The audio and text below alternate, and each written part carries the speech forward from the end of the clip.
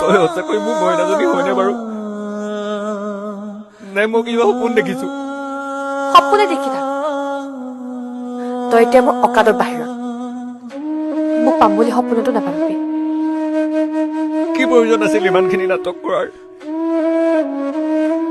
এবাৰ যদি কলিহেঁতেন মোৰ পৰা অশান্তি পাইছো বুলি, তেতিয়া মই নিজে আঁতৰি আহিলো হয়। এতিয়া কৈছো নহয় অশান্তি পাইছো বুলি, গুচি যা। হ'ব দে, আঁতৰি যাম,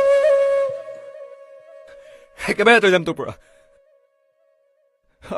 আৰু কেতিয়াও ঘূৰি নাহো। নাহিবি। দেখিছেনে বাৰু চহৰলৈ হাৱাৰ চেণ্ডেল পিন্ধি আহিছে?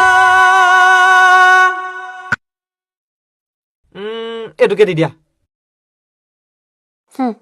এইটো লোৱা, জোতা এযোৰ কিনি ল'বা।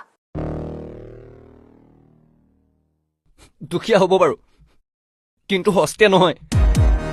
মোৰ ইমানো বেয়া দিন হোৱা নাই যে তোৰ পৰা পইচা ল'ম। এটা সময়ত তোৰ মাহেকীয়া হোৱা পেটটো মোৰ টকাৰে কিনিছিলি, পাহৰি নাযাবি। বহুত অপমান কৰি দিলি বে আজি। ভাল পাওঁ বাবে শুনি থাকিলো, কিন্তু এটা কথা মনত ৰাখিবি, অভিমান সহিব পাৰি, কিন্তু অপমান নহয়। ব'ল।